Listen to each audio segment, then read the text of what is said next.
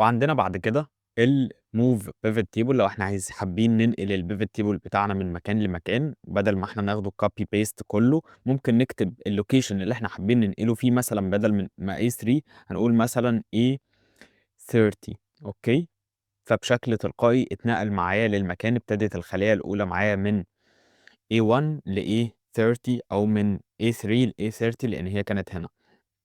فدي طريقة سريعة بدل ما أنت تقعد تاخده copy paste وcontrol X، لإن أنت كمان حاجة من عيوب الpivot tables إن أنت لو جيت خدته مثلًا cut من هنا وجيت عملت له paste هنا، هتلاقيه بيقول لك error لأ، لإني حيّز الpivot table، فأنت عشان تنقله هنا لازم تنقله لمكان بعيد شوية، لازم مثلًا تيجي تعمل له كده control X control V، فجه قال لك أنت كمان ما خدتش الheader، كمان صحيح، ثانية واحدة، يبقى كده هناخده من هنا control X وننزل في مكان بعيد علشان بعد كده نقدر نرجّعه في المكان اللي إحنا مثلًا حابين نضيفه هنا فيه زي ما كنا عاملينه. لحظة واحدة، control X تمام، ننقله هنا. طبعًا ده ما كناش عارفين نعمله في البداية، ولكن بكل بساطة إن إحنا لو جينا هنا من خلال move pivot table واخترنا مثلًا الخلية A3، فبشكل تلقائي هنلاقيه اتنقل معانا في أي مكان إحنا حابين ننقله فيه. نيجي دلوقتي لواحدة من أهم الأدوات الموجودة في الpivot tables وهي كتابة المعادلات. خلّينا نرجع للsheet بتاعنا مرة تانية ونضغط على insert pivot table. حابب أشتغل على pivot table جديد دلوقتي، وهنضيف مثلًا الemployee في الrows ونضيف الcomp في الvalues. لو جينا ركزنا بشكل سريع كده هنلاقي إن الأرقام عندي بتتراوح تقريبًا ما بين 49، 50 الأرقام دي، وأقصى رقم 125، فإذًا أنا ممكن أخلّي range الأرقام اللي أنا بالعب فيها range ال100.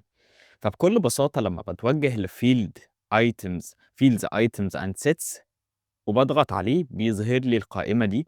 أنا بكل بساطة ممكن كمان أقف هنا فيظهر لي calculated fields calculated items solve order and listed formulas. طبعًا لو ضغطت على listed formulas دلوقتي هييجي يقول لي ما فيش أي formulas عندك، ولكن لو رجعت تاني لل ال ال الpivot table بتاعي وضغطت على الfields وهاضغط دلوقتي على calculated fields، حابب أجمع البيانات بتاعتي بناءً على category معين أو field معين. الfield بتاعي طبعًا هو اللي هنا اللي هو الcompany.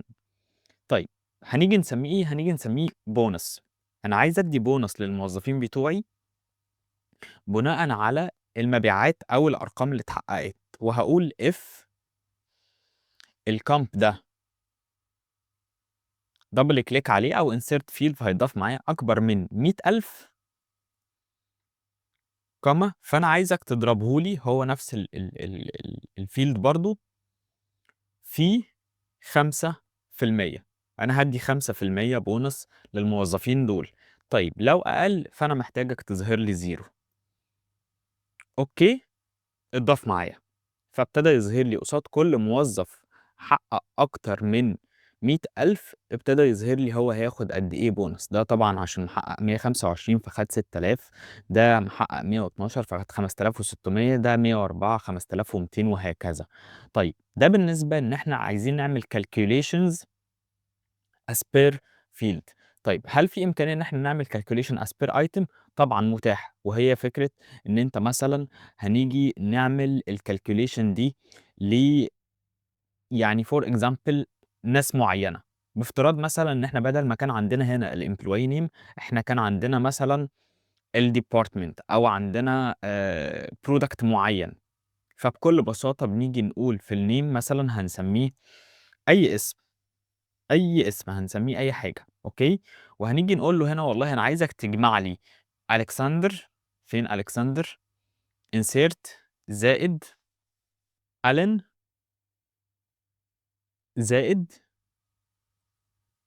50 مثلًا، أوكي، فبشكل تلقائي هالاقيه اتضهر معايا تحت control سهم الأسفل، هالاقي إن جمع لي البيانات بناءً على المعيار اللي أنا حطيته.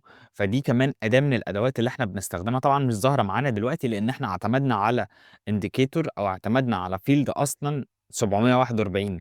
طبعًا بيبقى ظاهر معانا بشكل أسرع وبشكل أفضل في حالة إن أنت شغال على بيانات خاصة مثلًا باسم department building البيانات اللي هي عددها مش كبير زي ما إحنا كنا وضحناها، فبيبتدي يجمع لنا مثلًا إن أنا عايز أجمع بيانات الناس اللي محققة أكتر من 100,000 فبيبتدي يجيب لي الجراند توتال، أو ممكن أجمع بياناتهم أو أعمل أي معادلة، مش لازم جمع، أي معادلة متاحة معانا إن إحنا نعملها.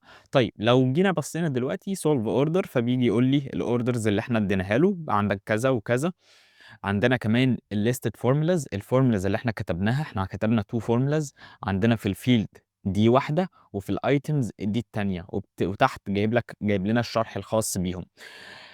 عندنا كمان في الكالكوليشنز ان احنا لو احنا حابين نضيف اسبير رو، ولكن ده بيشترط معانا ان احنا لازم البيانات تبقى في داتا موديل. هنضغط اوكي، فكده ظهرت معانا. فين راح فين ده؟ حابين نضيف pivot table new worksheet. اوكي، كده اتضاف معانا. هنيجي مثلا نختار البيلدينج المرة دي ونضيف الكامب قصاده، تمام، ونحط تحت البيلدينج ديبارتمنت، ولكني انا عايز في الديزاين اخليه في in a tabular form، ده كل واحد منفصل على حده. طيب لو جينا في البيفت تيبل انالايز وجينا عملنا set based on a row items وضغطت عليها، فهيبتدي يظهر لي كل البيانات اللي عندي وكل الديبارتمنتس بالشكل ده. انا طبعا ممكن انا 100% هابقى محتاج ان انا اعمل لهم كلهم ديليت، ولكن طبعا ده هياخد وقت رهيب لان احنا بنتكلم في 741 اسم، ولذلك انا هرجع تاني، او لا مش 741 اسم، خلينا نعمل لهم ديليت كلهم بشكل سريع جدا كده. انا افتكرت ان احنا محلل لهم بناء على اسم الامبلويي، ولكن احنا محللينهم بناء على الديبارتمنت والبيلدينج. فهنيجي نضيف بقى السيت اللي احنا عايزينه، نسميه بالاسم اللي احنا عايزينه، وليكن هنسميه اي اسم، اي اسم، تمام. في الرو هنضغط على اد رو، وبنيجي نختار البيلدينج اللي احنا عايزين نشتغل عليه، وليكن مثلا احنا هنشتغل على المين، علشان بس قدامنا عشان بس ما نتلخبطش، المين. وفي الديبارتمنت عايز تعرض اي بيانات، عايز تست موديل لاي بيانات. طبعا لو احنا اخترنا اي دي سي مش هيظهر لنا اي حاجه، لان احنا اصلا في الديبارتمنت ما عندناش اي دي سي في المين.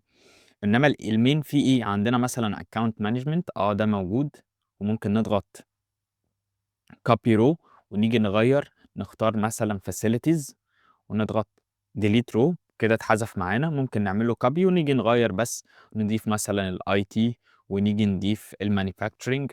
اوكي، فابتدى يظهر معانا، اتعملنا سيت معين لعرض جدول في البيفت تيبل لبيانات معينه احنا حابين نظهرها. فاحنا كده من خلال الفيلدز اند ايتمز اند سيتس بنقدر نسيت بيانات معينه نمانج عرضها، وطبعا اي تعديل في اصل البيانات هيتغير معانا هنا اوتوماتيك.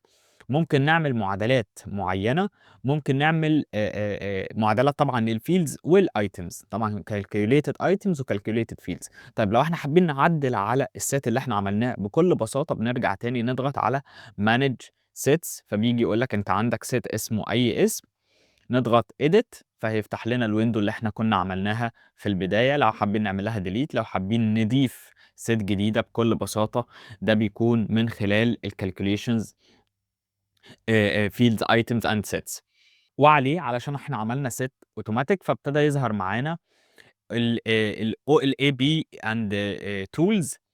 بكل بساطة ده بيعمل لي convert لفورمولاز علشان يظهرها لي على هيئة functions، ويبتدي يقول لي ده بيحصل فيه ايه بشكل مباشر. فقال لك ده cube value ل this workbook data model، الموديل اللي احنا اشتغلنا عليه من B4 ل C3 وهكذا. ده البيانات اللي احنا اشتغلنا عليها، ده الكيوب ممبر، ده الديبارتمنت البيلدينج وهكذا. ده علشان بس احنا لو حابين نرجع للفانكشن نفسها اللي كانت موجوده. طبعا الاكسسبيلتي تظهر معانا، ممكن نقفلها بشكل مباشر. الريليشنز طبعا احنا اتكلمنا عنها في اول فيديو، ان احنا لما كنا بنعمل تو ريليشنز ما بين تو بيفت تيبلز مختلفين، اتكلمنا عنها بشكل تفصيلي. عندنا الpivot table chart وهنتكلم عنها في الفيديو اللي جاي، هنعمل موديل نحلل بيه البيانات ونظهر الأنواع الcharts اللي عندنا ونتكلم عنها بشكل مفصل. الfield list الليست عندنا حابين نظهرها ونخفيها بشكل مباشر. الbuttons خلّينا نقف مثلًا على هنا، عندنا الbuttons اللي هي plus and minus دي، حابين نظهرها أو نخفيها بنخفيها من هنا.